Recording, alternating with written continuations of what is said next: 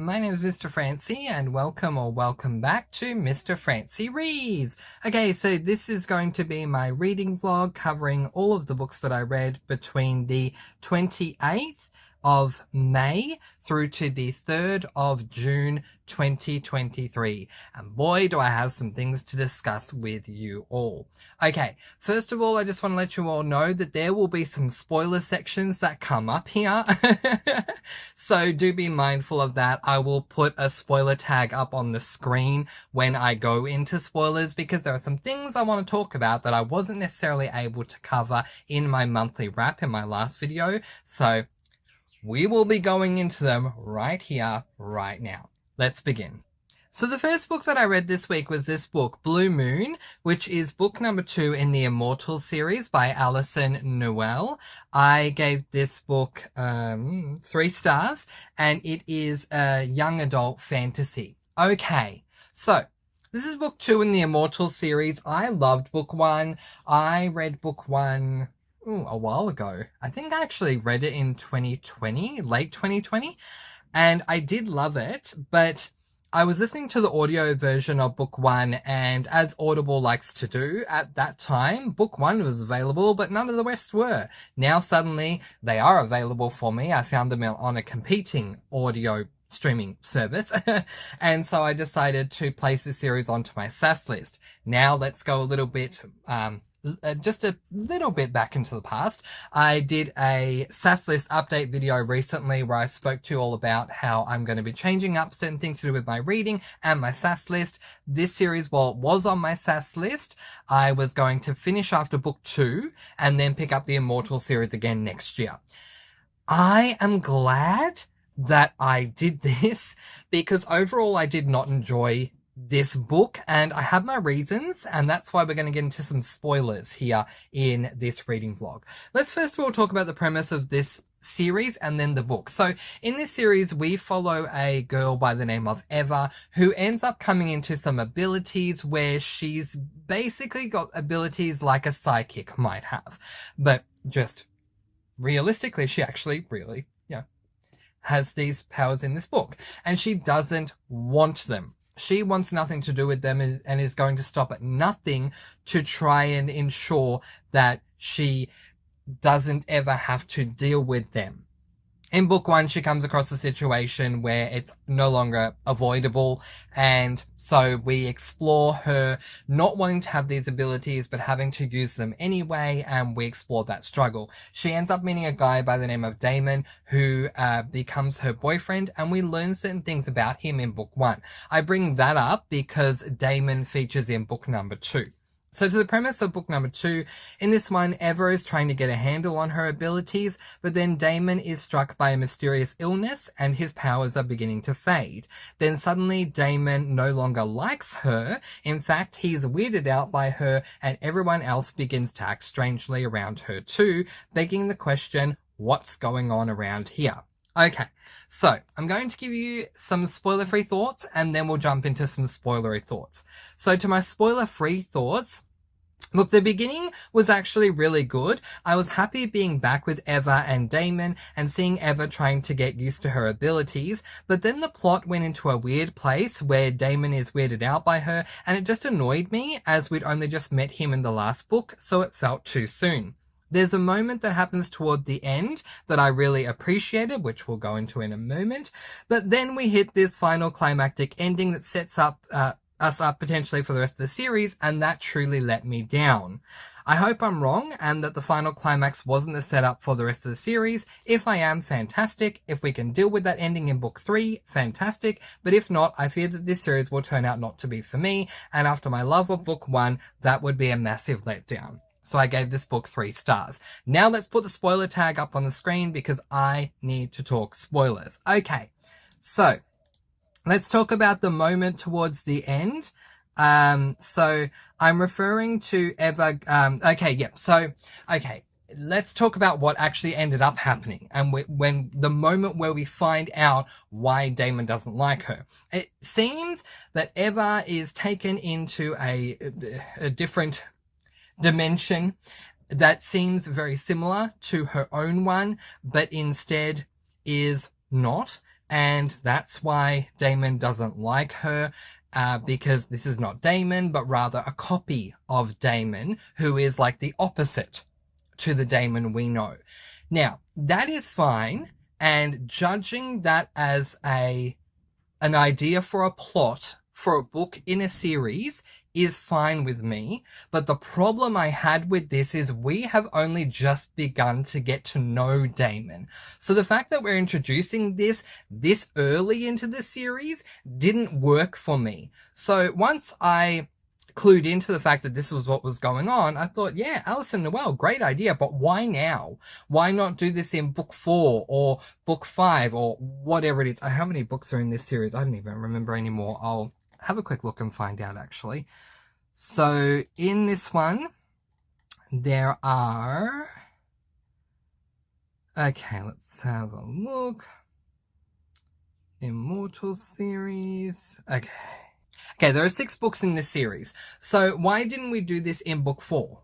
I think it would have been a great idea for a plot in book 4, but did not enjoy it coming up in book 2 when we're only just starting to get to know Damon at this point. But what I did like was when Eva went to Summerland and then she ended up being given this way to go back to the past and be with her mother and father and sister, who in book 1 are dead. And so Eva ends up getting adopted by her aunt, and she regrets what happened because her mother, her father, and her sister died in a car accident that she wasn't there for because they were going somewhere and she wasn't going with them or whatever. I honestly don't remember how it happened, but I remember she feels a ton of guilt over their death. So the fact that she was able to go back into the past and see them in another universe, I think was great. It was able to give her closure. It gave the reader the opportunity to experience these 3 around her that had done so much for her up to the point of their death. So I did really appreciate that, despite the fact that I didn't appreciate the whole idea of different dimensions this early on in the book. All right, but let's talk about the moment where I went, oh goodness, is this what's setting us up to be the big overarching theme for the remainder of the series? Because if it is, it's not going to work for me. Okay, so we're dealing with whatever his name is, Roman, the evil dude in this book, and because of the complications of how Damon doesn't look like he's going to survive, and Eva has to make the choice between Roman and that one of the 2 twins from Summerland, and she ends up thinking that Roman is telling her the truth, and so she pierces the protection circle to try and quote-unquote save Damon, and she does, using some of her blood, and then Roman says to her, you don't realize what you've done, you can never be intimate with him again, and yada yada yada. Yeah, okay. Damon and Eva can now never truly show any physical intimacy ever again. It's book 2. Couldn't we have waited until the end of the 3rd or 4th book for this climax? Like, it's way too soon. And again, whether it is this whole thing that they can't be physically intimate anymore, or whether it's the whole thing of Damon acting around her like he doesn't like her or whatever because it's a duplicate copy of him, it was just too soon for it. I don't know Damon well enough for this to have the effect that it's meant to have on me. And so I don't know why Alison Noel went here this early on. If the series was meant to originally be a trilogy, okay, but it's a 6-book series. So why did this have to happen in book 2? But also, and this is where what I feel their setup is for the remainder of the series, Roman says he's the only one that knows if there is a cure, which makes me think we're going to spend the rest of the series looking for the cure, which would actually annoy me. Like, is that what the setup of the series is going to be? It's now suddenly becoming a romance, and we're trying to find a way so that they can be physically intimate again, and seriously help me if we end up going on a traveling/questing trope to procure some kind of a cure which may not even exist in the first place. Can you see why I'm so annoyed at the moment? I loved book 1 so much, and I really don't like when books do this, when authors do this to me. They grab me with book 1 and I love it so much, and then book 2 just makes me think, oh, I don't like where you're going with this. So let's take the spoiler tag off the screen. That's why I gave it 3 stars. I'm picking up book 3 next year because I will be placing the Immortals series back onto my SAS list in 2024. So I'm intrigued to see where book 3 will go, but it will come with a very heavily bolded asterisk that allows me to DNF if it's going exactly where I think it is going to go. 3 stars for that one. So then the next book I picked up was this book, which is Prince Caspian, book number 4 in the Chronicles of Narnia series. It is a middle grade fantasy, and I gave this book 3 stars as well. I won't spend too much time on this one, but I will say that this is a buddy read we're doing over on the Discord, so if you want to join us, link to my Discord is in the description. We are reading 1 book per month. This was book 4. There are 7 in the series. So many of you may have heard of the Chronicles of Narnia series. You may have even heard of the most famous book in the entire series, The Lion, the Witch and the Wardrobe, which is technically book number 2 in the series. But anyway, I only found that out myself this year. And so, but there's a whole series that revolves around the fantastical world that is Narnia. So in book 1, we get the setup of how Narnia came to be. In book 2, we followed the main characters of Peter, Susan, Edmund, and Lucy as we get through the famous book of The Lion, the Witch, and the Wardrobe. In book 3, we follow a completely different character, which a lot of people complained about, that we weren't following Peter, Susan, Edmund, and Lucy again. But in book 4, we do follow them again. So in this particular one, we go back to following them, as I said, but this time they're back at home on a bus on their way back to school when suddenly they are pulled back into Narnia. It seems the rightful prince, whose name is Caspian, who should actually be king, has fled the castle for fear of the current illegitimate king going to kill him. So he's used Susan's horn to call for help, and that's what's brought them there. But can they actually assist the prince? Only time will tell. Okay, so now I'm going to talk to you about my massive issue with this book. If there is one thing that I struggle with, I struggle with a lot of different themes and creative choices that authors make when it comes to books as a generalization of, creative choices that they make. But one of them that really, really gets to me, it's right up there with the traveling/questing trope where you don't know where you're going and you don't know how you're going to get there, which is number 1, the worst for me. But this one is right up there as well, is a time jump. When we jump between books many years into the future. From what we saw at how the end of book 3 went in Narnia, when Peter, Susan, Edmund, and Lucy in book 4 arrive back in Narnia, they work out at the very least that we have jumped ahead 100 years into the future. I say at the very least because I don't remember if it is 100 years or if it is hundreds of years.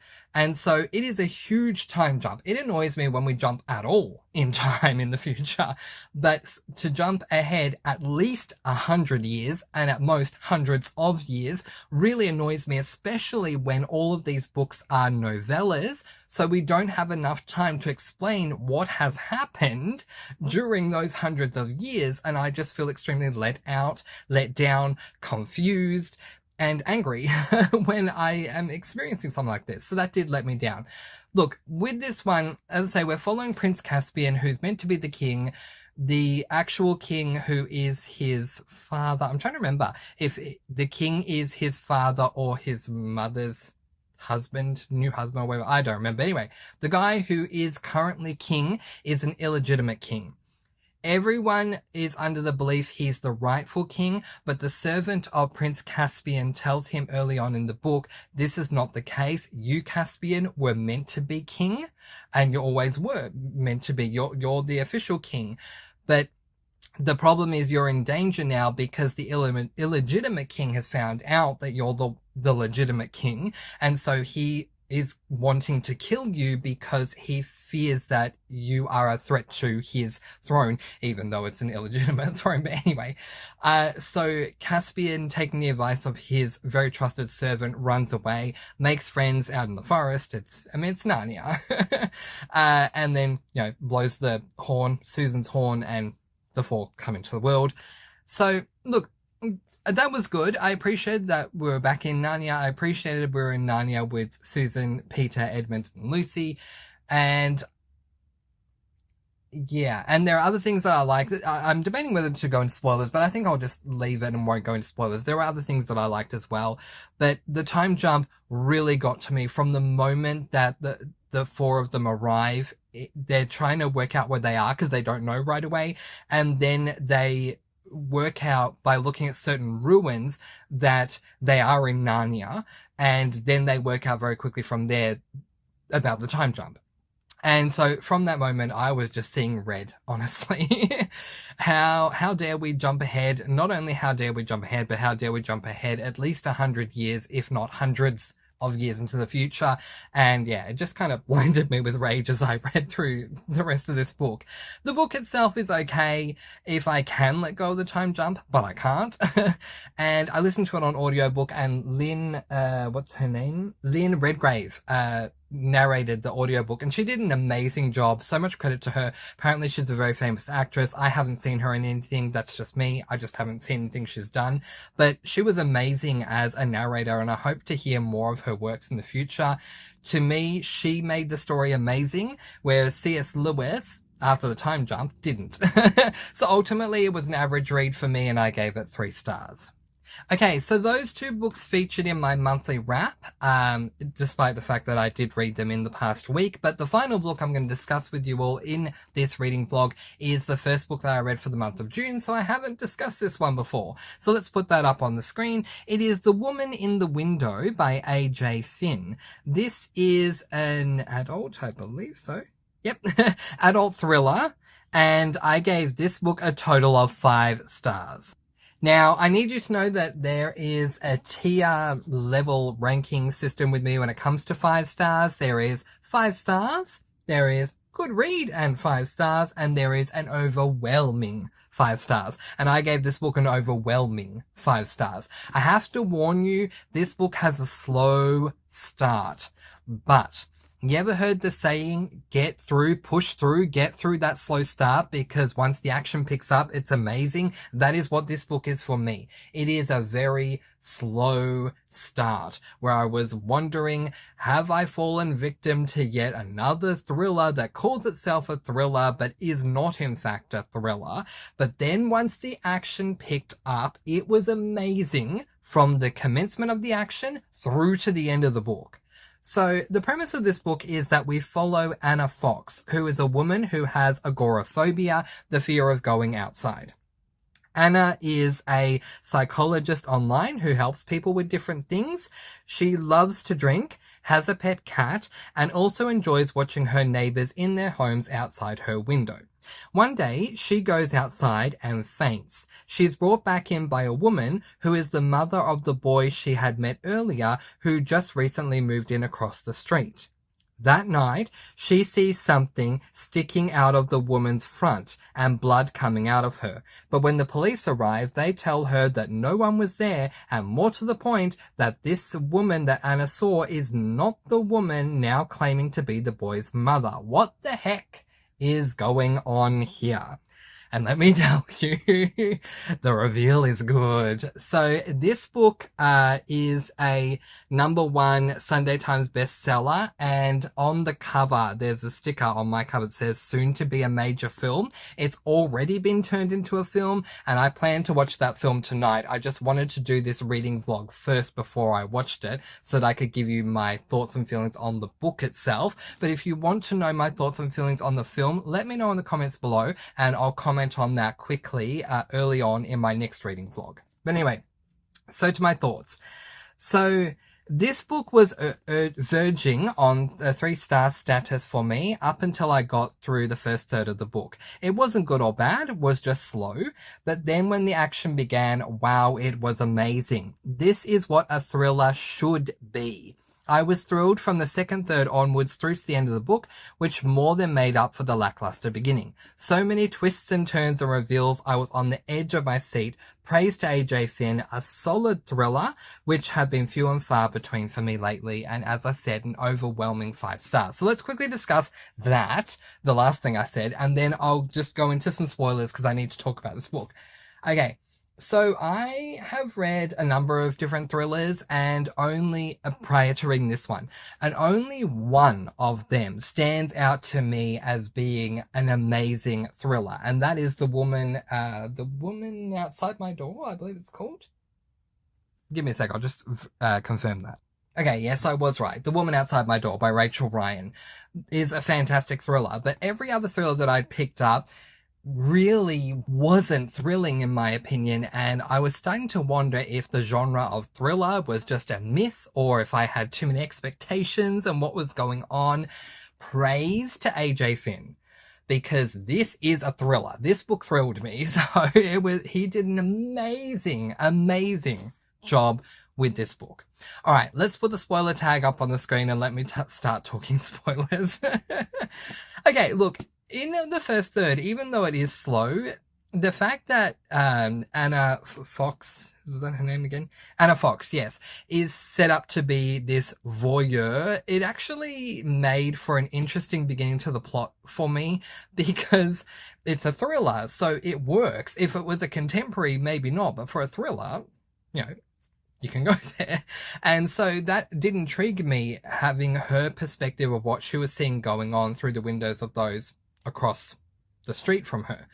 But once things started to get going, once that woman was stabbed and, you know, she's calling the police and they're saying that they don't believe her, and she's trying to work out what's going on with the kid, who I have just forgotten his name, Ethan, I think it is.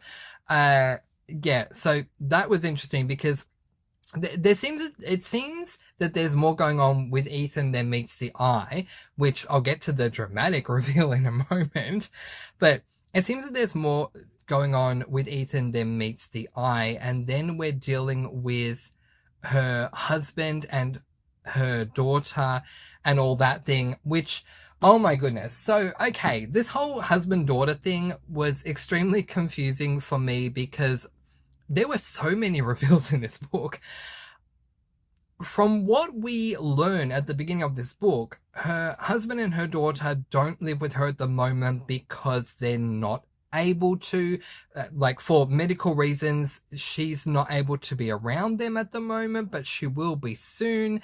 And so that became my first mystery, trying to work out, okay, what is going on here? What has led to this point where they can't live with her? Obviously something's happened, and we know it's something to do with PTSD, but we don't know exactly what it is. So then when we get the reveal about 3/4 or maybe just a bit more than 3/4 of the way through the book, that the husband and the daughter are actually dead and have been way before the book even started, that was a great reveal for me, because I was shivering when I got that reveal, because it was done so well. I was so convinced they were alive, which is a great job for AJ Finn. Then when we had the reveal, not only that reveal, but the fact that this murder had not taken place. Oh my gosh, the fake out faked me out. I was convinced, as Anna was herself, that she was hallucinating, and because we get the because this is backed up by the husband and the daughter being dead, we get that revelation, and she hears them clear as day when she's having these phone conversations with them that again was just a hallucination. It's easy to take that massive reveal and think, yeah, she's just not necessarily crazy, but that she's hallucinating everything. So it's very easy to agree with the male officer who's telling her that, for her to agree and for us as the reader to agree. But then to find out, no, she actually was right all along and this wasn't a hallucination. I felt like I was being pulled from pillar to post reading this book, but that's what you want in a thriller. It thrills you. It has you on the edge of your seat all the way through. And despite the slow start with the first third, this book absolutely did that. All right, I quickly have to talk about Ethan. Oh my gosh, I did not see this coming, and when it happened, all I could think was, I should have seen it coming because all the signs were there. How did I not put it all together? So when we found out that the cat's paw was sore, something was going on with the paw, I felt bad for the cat, but didn't think too much of it because we already had so much going on at the time anyway. But then when we have that the cat's not approaching Ethan, it's interesting because my first thought was, oh, okay, maybe the cat just doesn't want to approach anyone right now because of its paw. It's trying to, be very protective of the paw around anyone that's not Anna. I didn't put two and two together. But then right before the reveal happened that it was Ethan who caused that to the cat's paw, I had made the connection because Ethan was saying, you didn't even notice that the cat, didn't want to talk to me or whatever. And I thought, oh, it was you. Oh my gosh, how did I not work it out? The scene where Ethan is saying to Anna how his quote unquote real mum, I mean, that whole reveal was really well done, by the way, that it was the foster mum that she saw who was trying to play the role of the real mum. That was a good reveal too. But when he is telling her, quote unquote, what happened, that his adoptive mother killed his birth mother and he's crying and shaking and all this. Oh my gosh, I felt so horrible for him and I bought it hook, line and sinker. And then to get the reveal the way we did, where she thinks she is speaking to her husband, but no, it's him and he has been coming into her home every night and she doesn't know when that photo was taken by him. And this book is so fantastic. And then, I mean, if that's not enough, then we find out that someone else she was talking to on the phone was him. And the grandma woman that she was counseling online was him as well. This guy, wow, he did so much more than I ever could have envisioned. The reveal after reveal after reveal after reveal, and all of them being jaw-dropping and all of them being so perfectly timed. This is exactly what I needed from a thriller, and I'm so glad I finally got it for the first time after reading The Woman Outside My Door. Okay. I don't think I have any more time to say anything else at this point, and there's no real point talking about the tenant that lived in the basement. Obviously, he was just meant to be a, just a side thing, and the father obviously as well. So yeah, I just needed to work out the word I was thinking of but couldn't think of, and it is red herring. Yeah, so clearly the tenant was a red herring, and the father being as outwardly aggressive as he was a red herring as well. And then to think that it wasn't that the father was trying to protect the son from Anna, but that he was actually trying to protect Anna from the son. It was so well done. There is something also, and obviously this would not be the case in real life. Obviously this is a work of fiction, and there are things that I am happy to read about in fiction that I definitely would not like in real life. But keeping that in mind, there's something with me when it comes to getting a reveal where the villain in a thriller or a mystery is a sociopath. It takes a mystery or a thriller and makes it a psychological mystery or a psychological thriller. And so I appreciated that as well. It adds another layer to it. It is a psychological thriller and not just a standard thriller, but so many twists, so many turns, so many reveals, all of them done at the perfectly right time, kept on the edge of my seat almost all the way through. This was fantastic and I highly, highly recommend it. Let's take the spoiler tag up off the screen. Okay, I highly recommend this book. Look, if you are considering whether or not to pick up this book, if you're looking for a thriller, you need to pick this up. This is a thriller. It is fantastic and it will keep you on the edge of your seat. The beginning is slow. Get through the slowness. It is worth it. I think I found a new favorite book, which is so fantastic. An overwhelming 5 stars from me. Let's quickly look ahead at what I'm going to read for this upcoming week. Okay, so I've started the next book, but I'm not that far in. I'm reading Uglies by Scott Westerfeld. Then after that book, I'm going to be reading Rabbits by Terry Miles. And if I have time, I will then pick up Under the Never Sky by Veronica Rossi. So I don't believe I'm going to have time to get to that one because these two, Uglies and Rabbits, are long books, so I don't think I will. But that is the loose plan at this stage. But that is where we're going to leave it for today. So Let me know how your reading week went.